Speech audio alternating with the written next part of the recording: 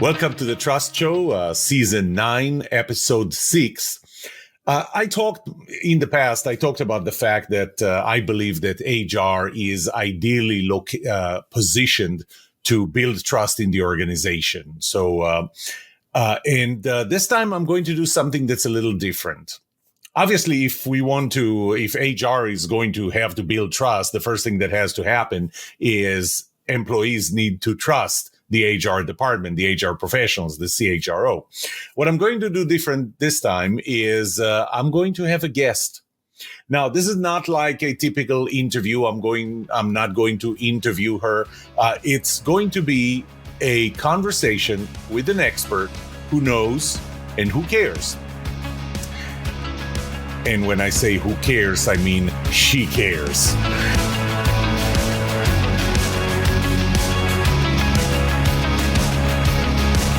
Welcome to the Trust Show. I'm Yoram Solomon, your host, the author of the Book of Trust and facilitator of the Trust Habits Workshop. My mission is simple. I want to help you form habits that build your trustworthiness, because the answer to this question will have the biggest impact on your personal and professional success or failure. Can I trust you?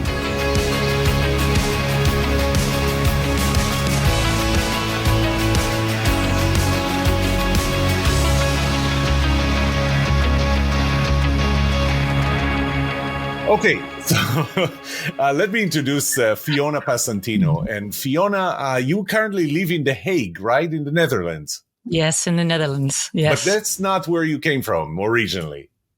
No, I'm from Washington, D.C., long time ago. So yes. Thank you, by the way, thank you, Yoram, for having me on the show. And thank you for your trust, because it's very difficult to break your regular format, which you've developed so beautifully, and try something new. So thank you for that. Oh, no, thank you for being here. So you left Washington, D.C. Obviously, you decided not to become a politician or a lawyer.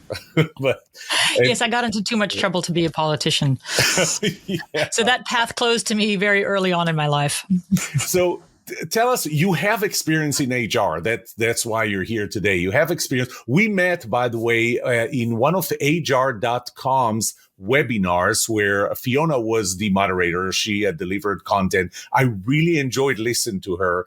I'm very critical in listening to speakers, but she was really fun to listen. It was very, very clear. And I thought it would make sense. We became friends, right? I think we're friends. For sure. Now we've communicated back and forth quite a bit. But tell us a little bit about your experience with HR. Sure. I've been in large corporations, so very complex international multinationals.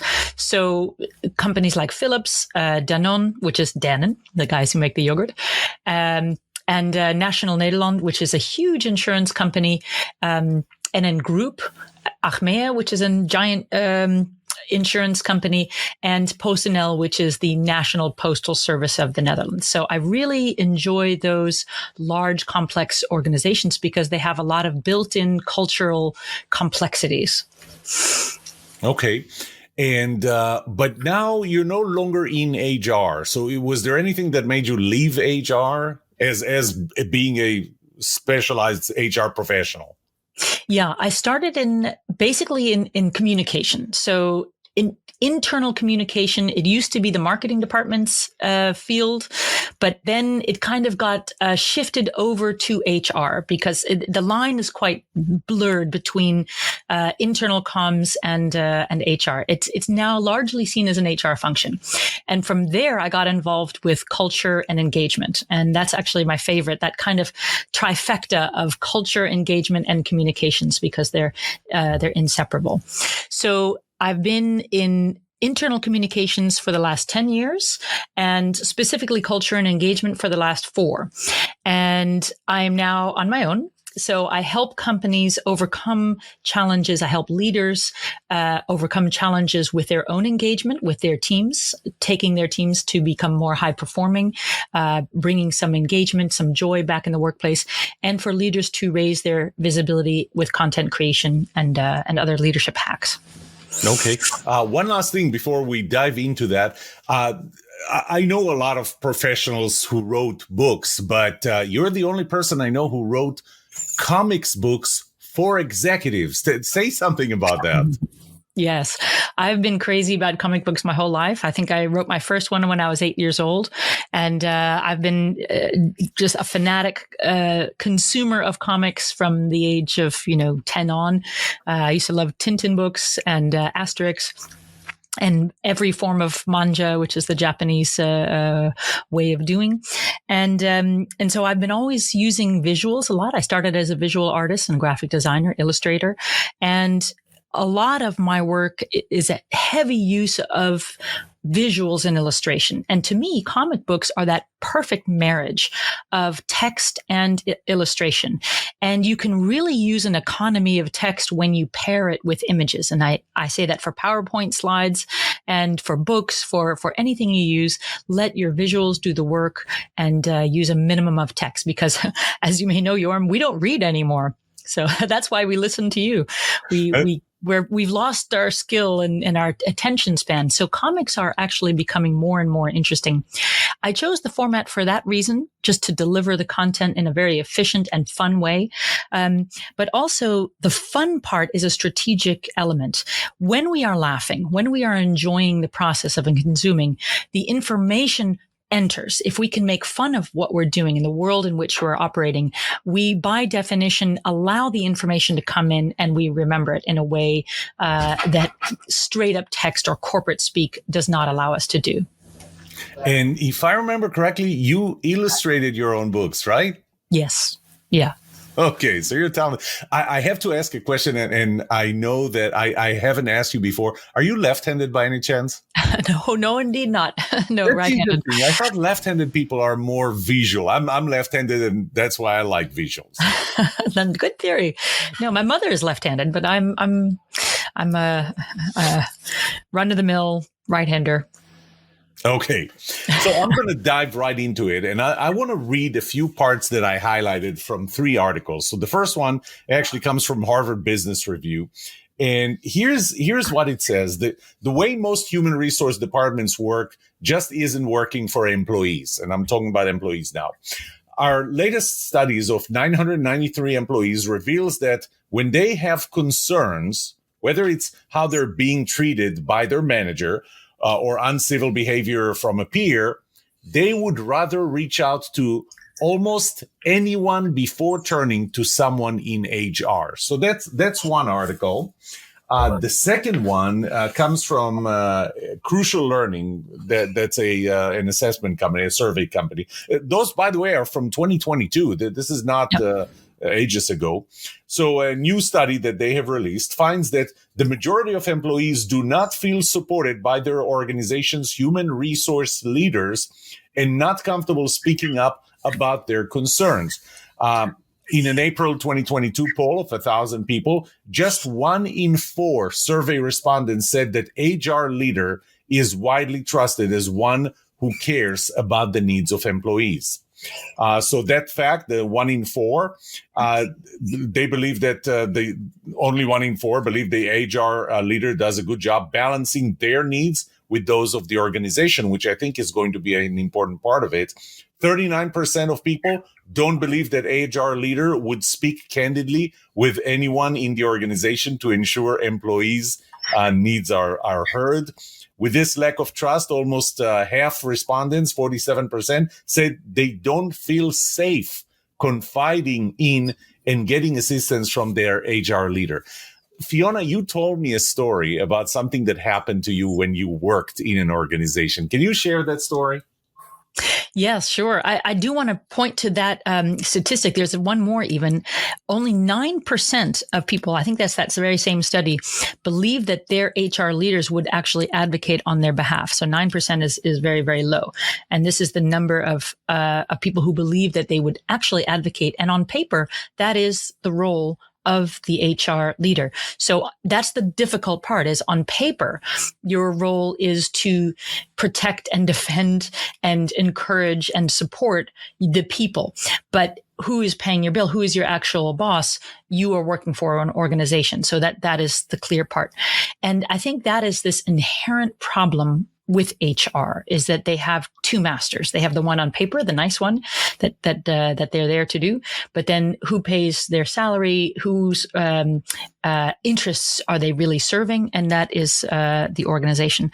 So what happened to me was many years ago. It was my very first corporate job in a giant company. It ended rather badly and very unexpectedly because I came in with this idea of HR is there to serve you. I was given to a young manager. So I was serving under a young woman who had never had anyone to manage before. She was quite a workaholic. She was somebody who had a very hard time letting go and delegating.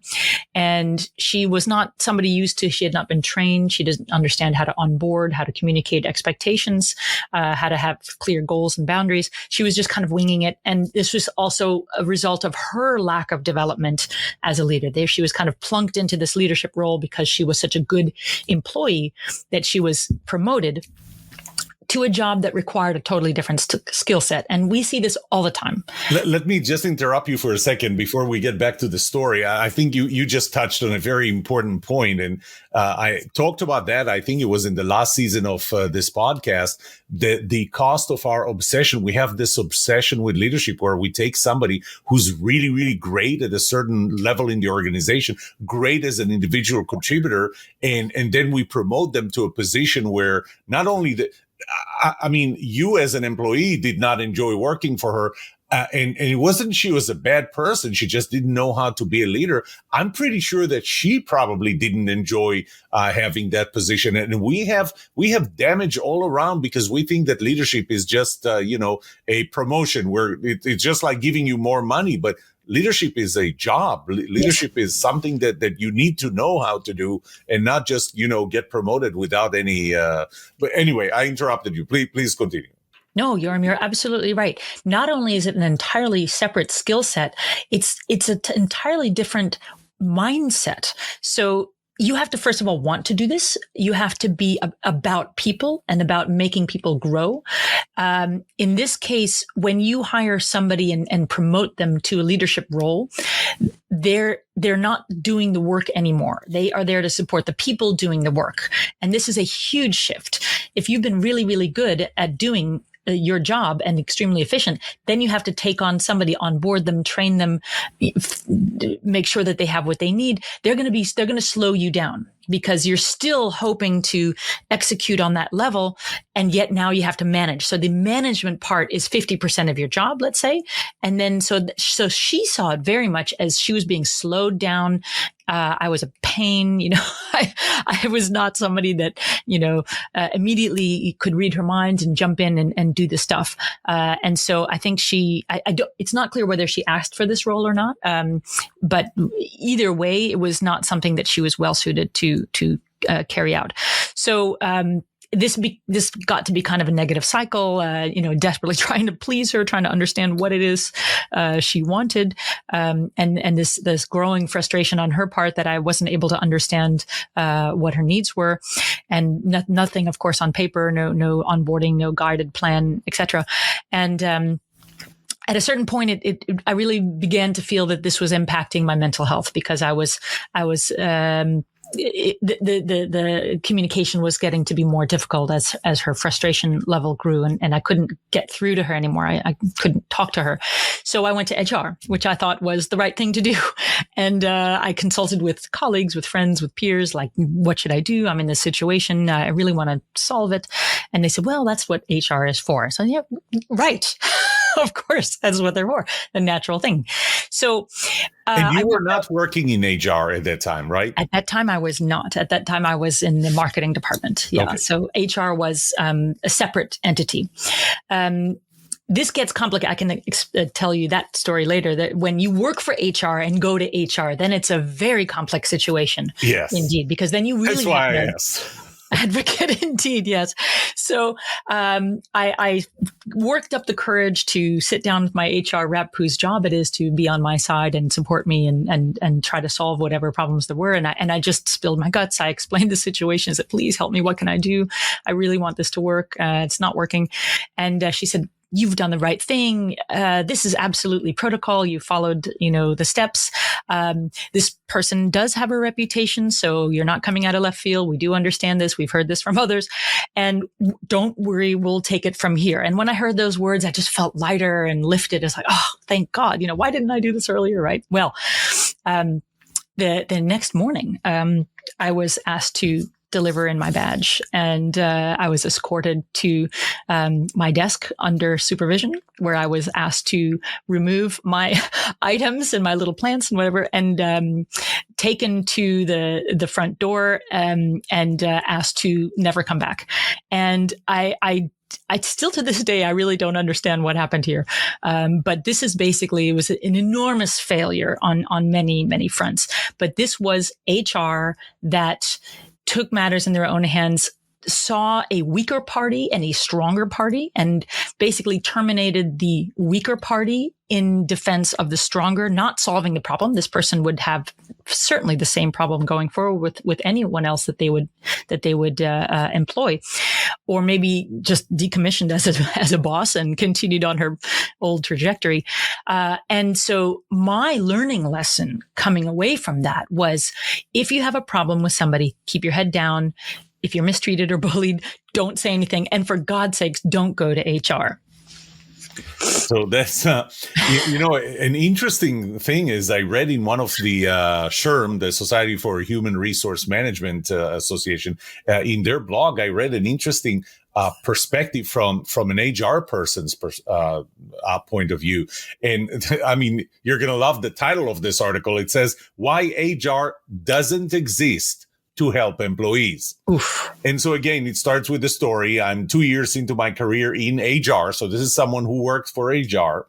My work experience includes managing people and training and development. I'm truly struggling and considering leaving my HR director role, as I'm constantly being reprimanded for looking out for the best benefits of the employees. My manager feels that my role is to offer benefits, oversee recruitment and hiring, and keep us legally compliant in our processes. Is this typical in most companies? Am I missing something? Should I go back to managing training and development? Fiona, what is the role of HR? Yeah, this is a great article. I read the same, and it just broke my heart, because people join HR because they want to help people. This is a mission. This is a purpose that they are drawn to. These are the kinds of people who are there to support others, and they join the department to carry on this purpose. And they believe, and I still believe, that it's a very useful function of any organization to be an advocate for employees. And so when I read something like this, I've absolutely seen it in HR. I've seen people coming to HR all the time, and suffering for their choice to come forward because they're tagged, they're red list, they're blacklisted after they do that as kind of a problem employee, and so they get passed over for promotions, they get asked to, their contracts don't get renewed, any number of things, and yet HR does broadcast within most large organizations that they're there for you. I do feel when I speak to HR professionals, their levels of stress are higher. I think something like 9% higher than other professionals in this time, because we see this lack of engagement and quitting. Every time we quit, HR's workload and blood pressure goes up because they are asked to fill the seat. And one thing that occurred to me after some time at HR is that HR is very much like the body's kidney. They're the ones who clean out the mess and clean the bloodstream based on what other parts of the body have eaten or done that's unhealthy. So let's say you have toxic leadership, toxic management, HR pays the price, because if you have high levels of turnover based on choices made by other parts of the leadership organization, HR is the one that has to clean the system, train the people who are underperforming, coach them, onboard people, offboard people, fire people. They're the ones that have this role to kind of do the cleanup if there's a huge massive layoff or reorganization, HR, their workload is double for an entire year because they have to hire, fire, onboard, train, on steroids. So this does explain, why that job is so difficult. Yeah, it's funny because I think it's kind of what you're saying here is the analogy to a kidney is funny because that means that we can live with half of them. Oh, I hadn't thought of that. I'm glad you didn't compare it to a liver. We can cut them in half and they're going to grow by themselves. But, here's an interesting point.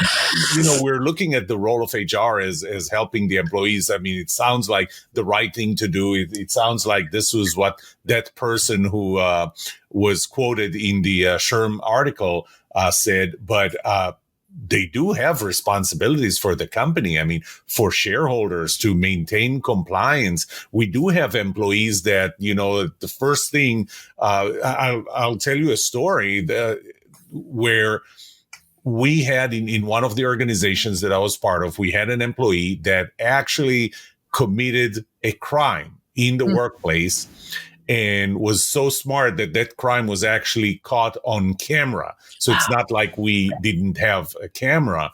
And then we fired that employee, obviously. And then the employee came back and sued the company that their firing was based on racial discrimination because of his race. And you have to wonder, so does HR actually have a responsibility and they need to be trusted not only by the employees, but by the managers too?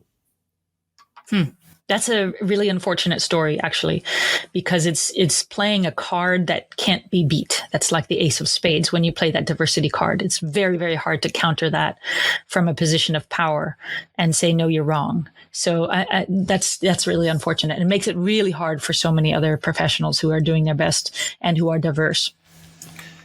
So here's a question. I mean, to me, one of the first things, whenever I want to help somebody become more trusted, the first question that I ask is, what relationship? You have to be very specific because the same thing that would make you trusted in one relationship could make you distrusted in another relationship. So what is that relationship that's important to you? And I think it's pretty clear to say that there is a dependency that employees have in HR professionals in their companies, in their organizations. So the dependency is there, which means that the HR employees, the HR professionals need to be trusted by that organization, but by employees in the organization.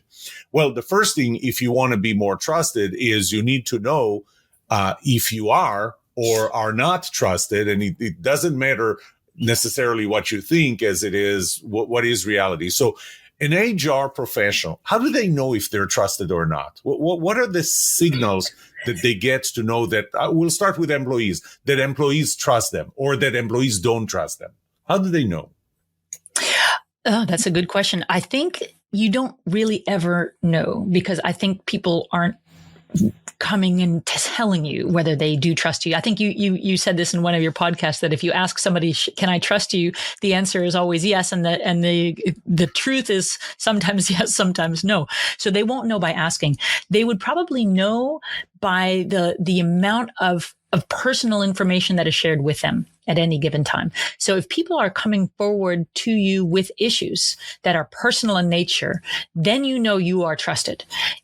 If your job, if you put a sign out saying, "Come here, see me if you're being bullied, if you have issues," every company has bullying. Every company has issues, discrimination, unfair treatment. That's just baked in.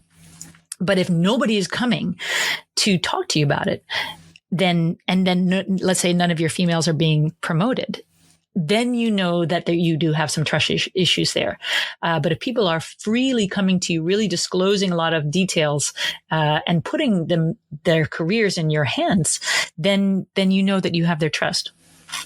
But what if there are no issues in the company? I mean, you may be the HR professional. Company is just operating so well. Everybody just gets along. All the leaders have leadership skills and not software programming skills. Everything is just good. They're not coming to you. How do you know that they're not coming to you because things are good, or that they're not coming to you because they don't trust you?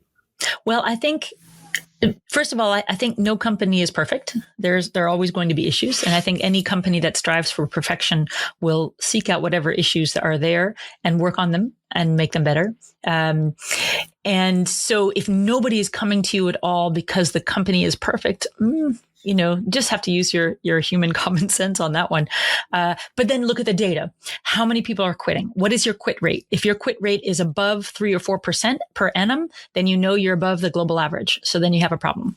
If you have certain numbers of people who are being promoted within the company, if you have a Glassdoor, you can see that on the data. How many females are being promoted? How many people of a diverse background are being promoted to certain roles? What is your upper level management look like? Are these only people that belong to a certain race, religion, identity, gender, or not? And that's how you identify whether your company is an equitable one or not. If you have people, what is your length of stay? What is the experience of people who are onboarded? What are offboarding interviews like?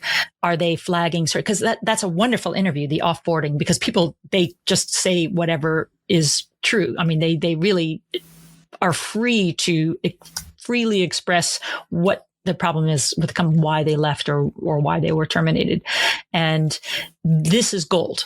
So if you gather this kind of, and HR has access to all this data, that's part of what they get. That's their playing ground.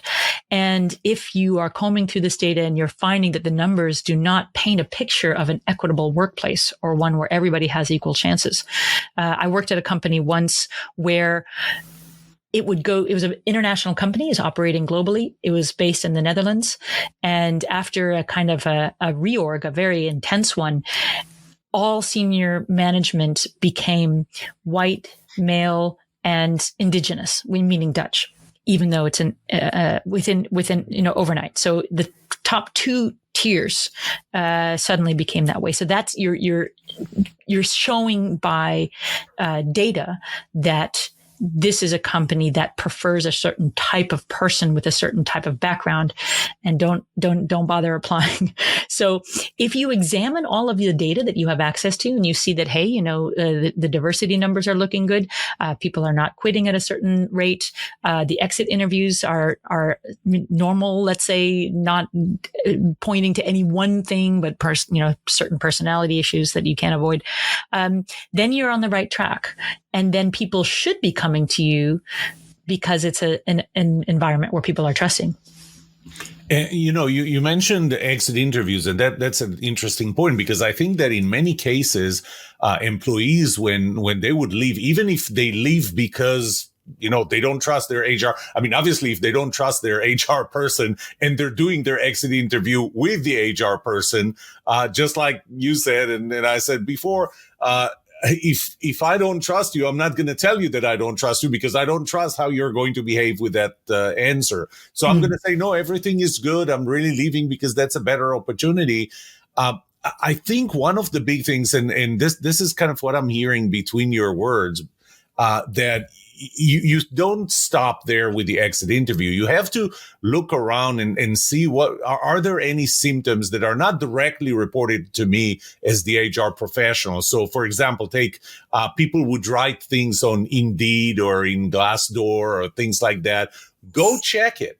Yes. Check it. And knowing that people are probably 3 times, let's just say a lot more prone to write a negative review if they had a negative experience, and a positive review than if they have a positive experience. So, we're going to get a lot of negatives there, but still read them and see is there any basis? And obviously there are always going to be people who just, say negative things because I don't know what, they're just disgruntled.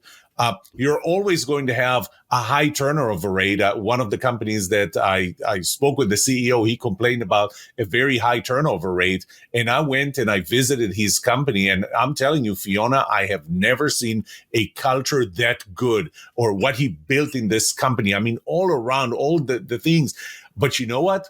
After kind of digging deeper into why employees were leaving, and so that you know, I'm talking about a turnover rate that every employee would leave on average in 18 months, which is a very high turnover rate. You know, I found that the reason was, and it's going to sound weird, but it was a very, very boring job. The job itself was boring. There was, and you know, the more we talked about that, there was like no way to make it. And I'm not going to go into the details, but there was no way to make this job boring. So, you know, there's always the probability that high turnover is a symptom of something else. But I think what I'm hearing you say, and I agree with that, is we can't rely on the exit interviews. We have to look beyond that. We have to look at symptoms. And I think you said something else when you talked about the Dutch company that had all male Dutch, white. Well, most Dutch are white, but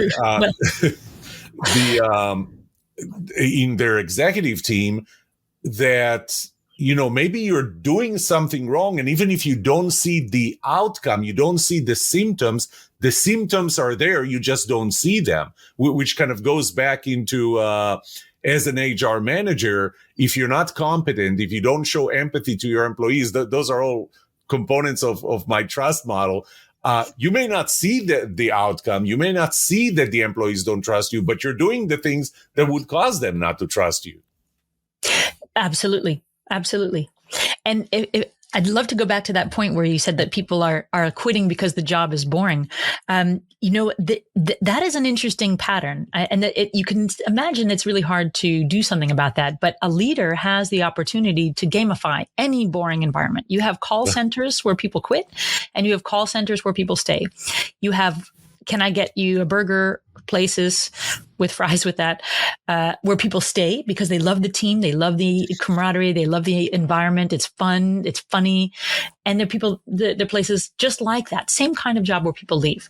And the manager has an enormous amount of power to create an environment where people stay, even if the job is boring. Gamification is a great way to make any job more fun. And if you have a certain demographic, like a young population or something, this can be really, really effective.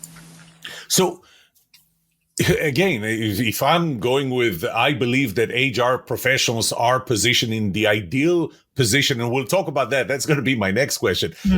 Positioned to build trust in the organization. But first, you can't build trust if you're not trusted yourself. What can they do to be more trusted? What are the points? And remember, you are, and I think in one of our communications, you said something to me, they're between a rock and a hard place. They do need to protect the company. They do need to meet the company's requirements. They do need to assure compliance and so on. They have this responsibility. But on the other hand, they do need to be trusted by the employees. Yeah. What can they do to balance these two? Yes. Well, I think it's in the name. HR, human resources. It's a binary thing, and one is somewhat mutually exclusive. So the H part is the human part, and the R part is the resource part. And we look at resources, the leadership in many ways looks at resources the same way we see our natural resources. You know, we drill, we capture, we exploit, and we cap this is a Texan metaphor, if I may. And we're used to looking at resources like that. That's the definition of a resource. We're not drilling for sustainability here. We're exploiting as much as we can. And when people are finished, we cap the well and drill on. This is a very unsustainable way of looking at the human part, because people, they don't go away. They're always with you, writing reviews on Glassdoor and working for your competition and quitting. So you want to keep these people as a returning resource, that you don't want people to leave, because first of all, it costs an enormous amount of money to replace people. And second, because they are going to take your knowledge and use it for your competition or for your suppliers or whatever. It's not going to be in the best interest of the company. I think to answer your question, what a passionate let's say CHRO or HRD, would make the case to the highest levels of the organization that confidentiality and the building of trust and being an advocate for the employees is actually good for the bottom line of the company. The higher the levels of trust, the lower the turnover. Every time you turn over a job, it costs, I think, something like 6 to 9 months of a person's salary to replace somebody. And there are a lot of costs that are not even seen. There are a lot of invisible costs. So it's something like 550 billion in lost productivity, according to Gallup, when you have this high turnover rate. And if they can have certain policy procedures baked in to their charter, such as confidentiality for anything, that they have their own KPIs, because every HR professional has their own targets, their own numbers that they have to hit, their own KPIs. If one of those KPIs could be raising of trust and lowering attrition, lowering churn, what we call turnover rate, and that's part of what is measured for your success as an HR person, then that will benefit the larger company. It's not sexy, because being a hunter-gatherer HR person, getting new people in, getting new recruiting in is, I filled 59 vacancies this year. Look at that. But actually, it's much more costly to run that way. And we see this with customers as well as employees. It's very sexy to get new clients, and it's less sexy to keep the old ones happy. It's not fun to keep your old employees upskilled and trained and engaged and inspired to stay, but it's a whole lot more cost effective. Yeah, and you said confidentiality. It brought a scenario to my head. Let's talk about this scenario and see what we think needs to be done, or what would a trusted HR professional do. And it happens all the time. I mean, we just heard of some major layoffs in some of the major companies. I remember one day working for a very large company. I'm not going to mention a name, and I remember that they had just announced, the quarterly results were not going to be great. And before they announced, we knew there were rumors about a layoff. I mean, the rumors were that specific that we were talking about more than 1,000 employees. More than 1,000 employees were going to be laid off. They just didn't say who, what departments, it's a large organization. But, when you hear that it's more than 1,000, I mean, this could be you. And so you're the HR manager. And sure, in a company like that, there is a hierarchy. There are HR managers that are in the loop, those that are not in the loop. Hypothetically, you're the HR manager. You know about the layoff. Not sure if you know who the people are, but maybe you do. And an employee comes to you and says, there are rumors about a layoff. You know those rumors are true. And they ask you point blank, is it true? What do you do? I mean, now you need to balance. You have an employee that's really stressed, and on the other hand, you have the confidentiality that you need to maintain to the company. What do you do? What should a good trusted HR manager do? Yeah. Usually HR does know a good amount of time before the rest of the organization. Usually not every member of the HR team, but higher levels will certainly know that these things are coming, because they have to plan. They have to have a roadmap in advance of how you do these rolling layoffs. And it's a very ugly part of the job, doing this. The HR manager would not say that there's a layoff coming. The HR manager or anybody who knows that there's a layoff coming, they can't reveal it. Because first of all, you can't panic and create a stampede, right? And then there goes their productivity for the year. Because once you know that there's a layoff coming and people are jockeying for, who's it going to be? And they're going to start undermining each other. So they're the ones who stay. They're going to start information hiding.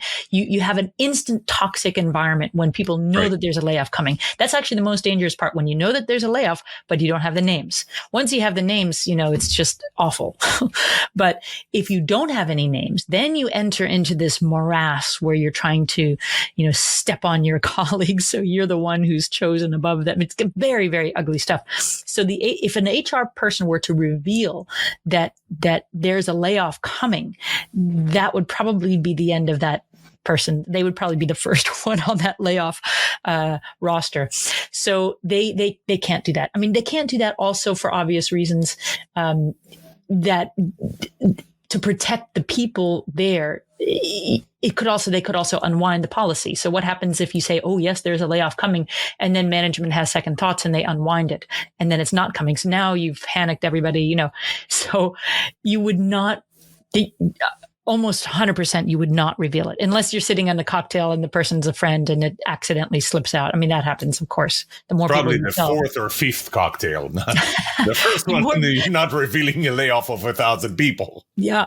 I mean, this happens at every organization, even the Secret Service. They reveal stuff after a certain number of drinks. You just gave me an idea who I should interview next. Next, I'll have a Secret Service agent. Right. So the more people who know, the more people who know, and you're just doubling the chance of these things coming out. But the HR person would not reveal. But I'm going to make that scenario very, very specific and very pointed. You are right now the HR person, and I am the employee that comes to you and says, Fiona, I heard there is a layoff coming, and there are rumors about a layoff. Is there or isn't there?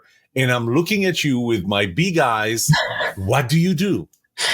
I would say that I have no way of talking about anything right now. So you're confirming it. So there is a layoff, because otherwise you would have said, I see. We're role playing. No, I didn't realize. I would probably say, and the big eyes, I mean, the glasses make them bigger. So you have an advantage there.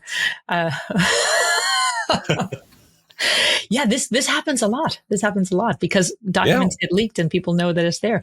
They would just not say. They would say, "No, it's not they. It's you." There's nothing. I would also not say because. So but what do you say?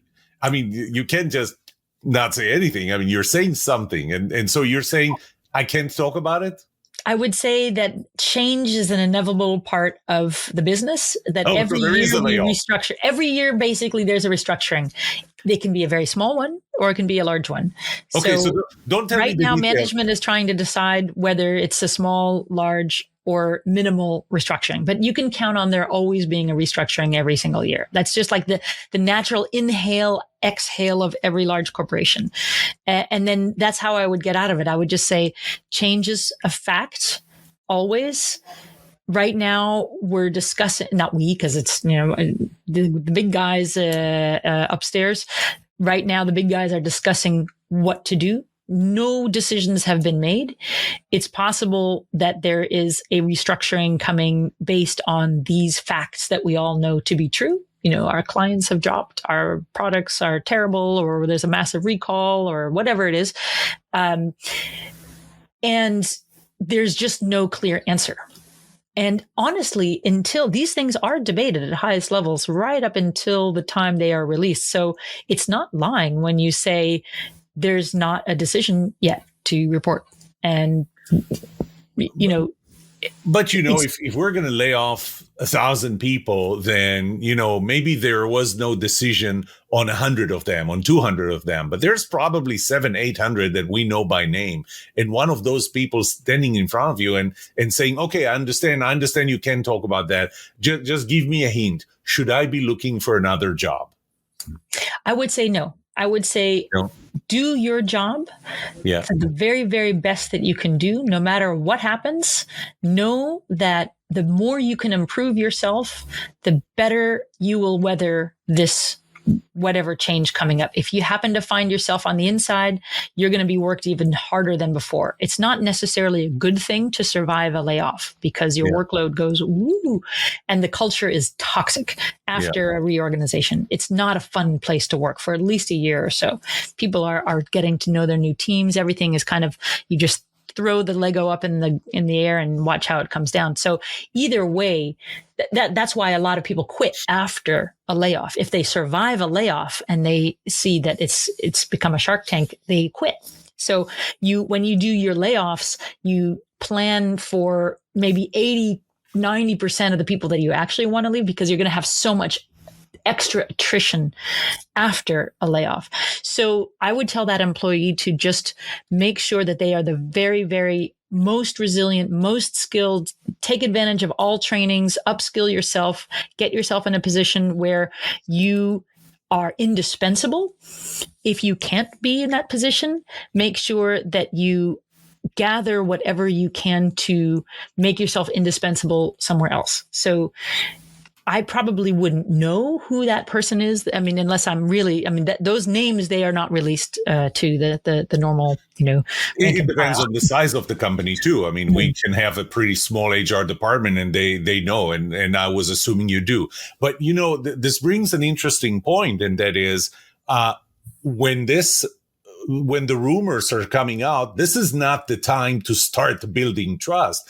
I think you are building on the fact that you build trust over a long period of time. If you're a trusted HR manager, if I, as an employee, trust you as the HR manager, if I trust the company, the thing that I need to trust you with is that you will take care of me, that if this is happening, you're not going to all of a sudden turn stone cold and say, well, you're off, good luck, not going to hear from you anymore. But I will know that you really do represented my interest to the last minute, and that, in many cases, when I saw a trusted HR manager, they would already make phone calls and so on. And I remember there was a scene in The West Wing where there was a probability of the president not winning the second election. The West Wing is my most favorite TV show. And somebody reached out to some of the senior staff in the chief of staff's group and with job offers. And that senior staff member came to the chief of staff and said, is there something that I need to know? I mean, why am I starting to get offers? Are you preparing a safety net for me? And that was what he did. He was preparing safety net for them. So I think it's asking the question, do I trust the HR manager at that point? That's going to rely on what has the HR manager done for me up until that point that would make me trust them, that they have my back, and that, there is no such thing. I don't need to worry about the reduction in force. But I would know, one, that the company has done everything in their power to not eliminate my job and that they do appreciate me. So I trust the company.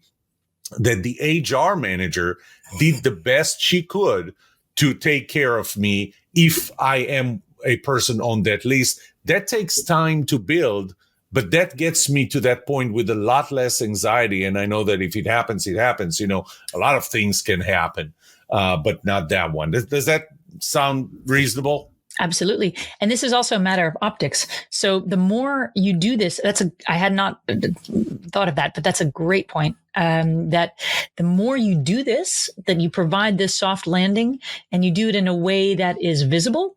So you're showing somebody that you are really working to get them landed somewhere good. You get out your contact list, you really make an effort on their behalf, you make sure that they have a soft landing.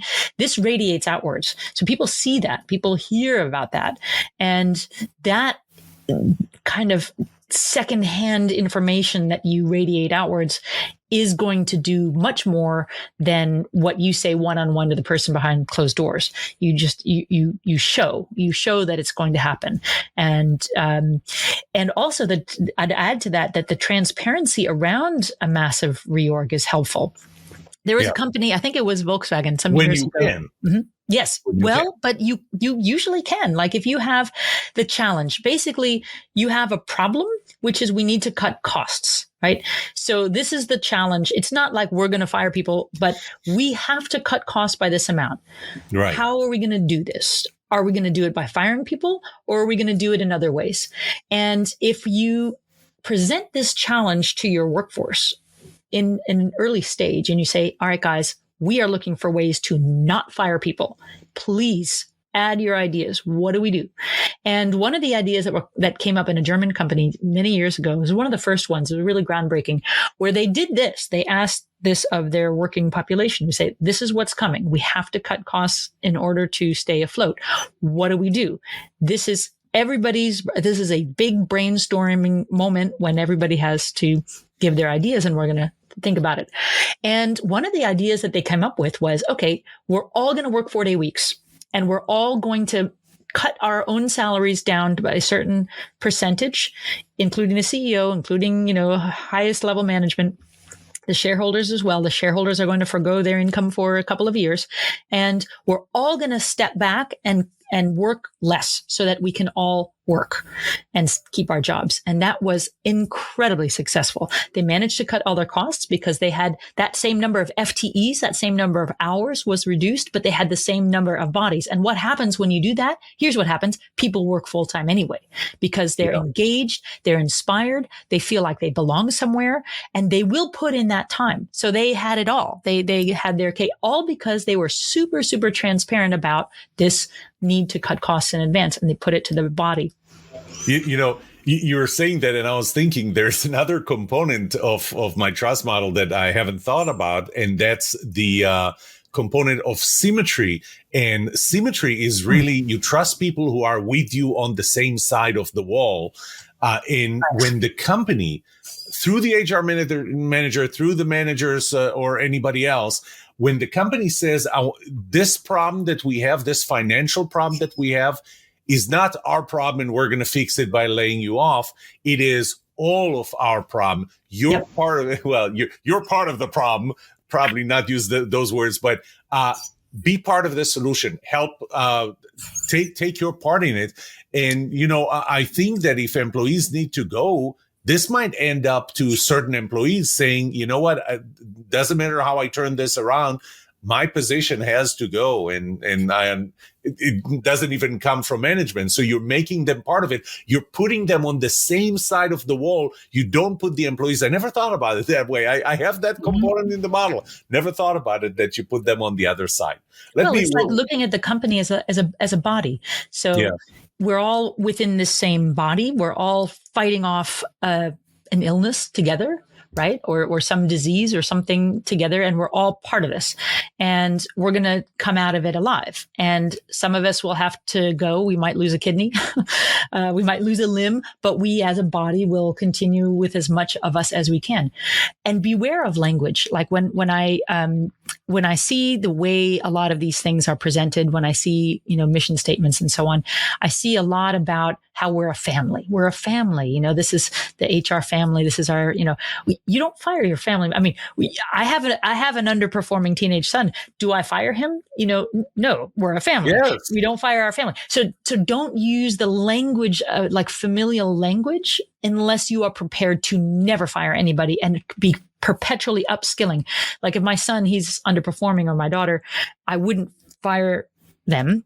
I would upskill them. I would make sure that I ultra invest in them. And this is optics too. So if you show that you are honing in on those underperformers and you are focusing on them as on a laser beam and saying, here's what's going to happen. We are going to invest a lot of money and time in you. You're going to be better next year than you are this year. You're going to keep your job, and you're going to be much, much better and more, you're underperforming now. You need to know that.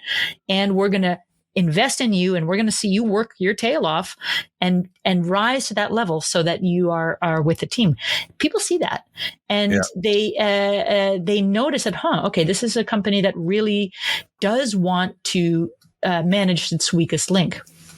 Yeah. And you brought up an interesting point. Companies put things on their mission statement that are, I'm sorry, they're just total BS. Yeah. It's like, I'm saying what you want to hear, but that's not really what I feel. Right. Whether it's, we put the customer first and then you get to deal with their customer service and you go there. Where's this line that says we put our customer first? And those who say our company, our employees, our family, but they don't really treat them that way. So Right. we're saying that because it sounds good, but Yeah. we don't really mean it. And I think that this is where you walk the talk. Let me finish with one question. We're really getting into a long episode this time. Let me, and I may have to break it into two parts, but let me ask you this. At some point, I began re-believing that the person who is in the right position, the ideal position to help build trust in the organization, obviously assuming that they are trusted, is the HR manager.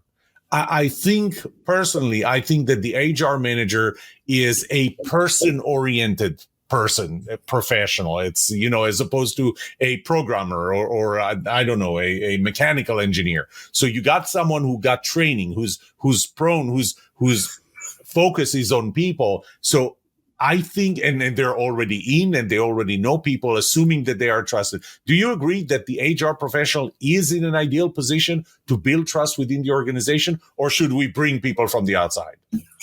Yes and yes. I think it's always good to have people from the outside that come and advise. I think that the HR professional is absolutely the right person to ring the bell and to remind senior men. They don't always have the power. They're always executing on company policy. And if they work in a toxic working environment, they will by definition execute on toxicity. That you can't avoid that. But they are the one to gently speak truth to power and remind senior leadership that these resources that they're tapping are human resources. It's not the same as paper clips and pencils, but that there's something unique about the human resource that needs to be sustained in a very different kind of way than, let's say, pulling coal out of the ground or something like this. It's a very different kind of skill set. And always pushing back gently to policy decisions, reminding people of this is going to impact the people, and this is and game out every policy and say, when you do this, if you take this decision, it's going to have these cost implications, because a lot of times senior leadership really responds to cost implications.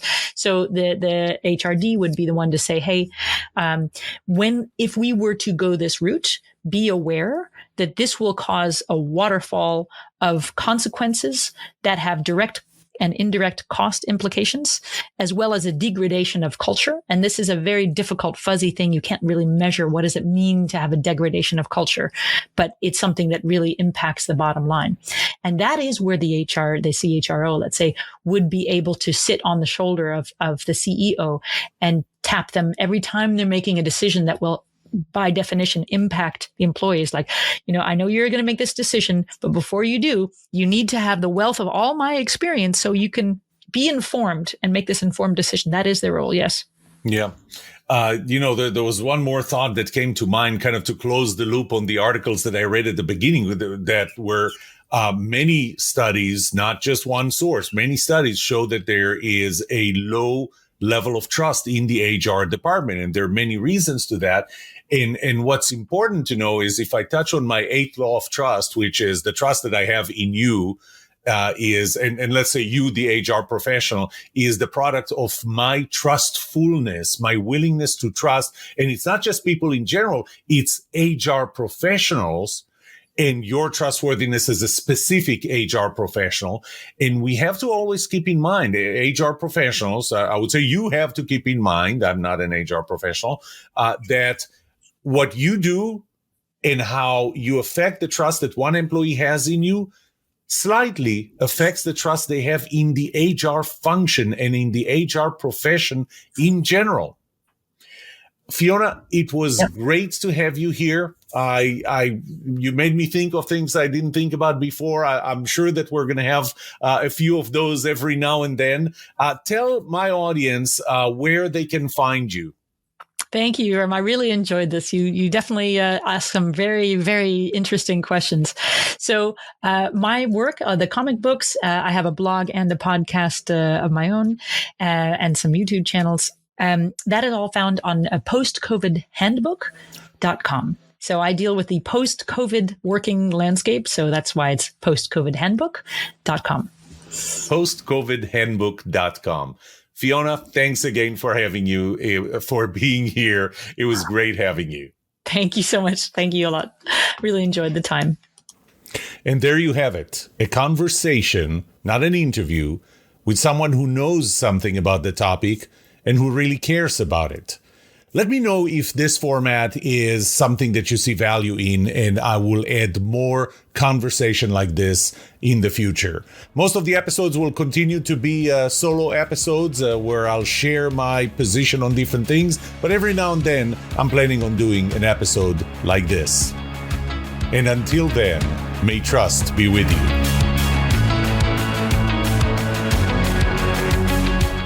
What would you like to know about trust and trustworthiness? Let me know and I'll answer it in a future episode. I would love to hear from you. Email me at yoram@thetrustshow.com. If you like this episode, subscribe to the show so you will automatically get notified when I release a new episode. Rate it. Write a review for this podcast because those ratings help not only you, but also others looking for podcasts just like this. If you're looking for more resources to learn about how to build trust, be trusted, or know who to trust, look up my workshops, online courses, books, or go to my website, trusthabits.com. And remember that the answer to these two questions will have the biggest impact on your personal and professional success or failure. Can I trust you? And can you trust me? Thank you for listening or watching The Trust Show.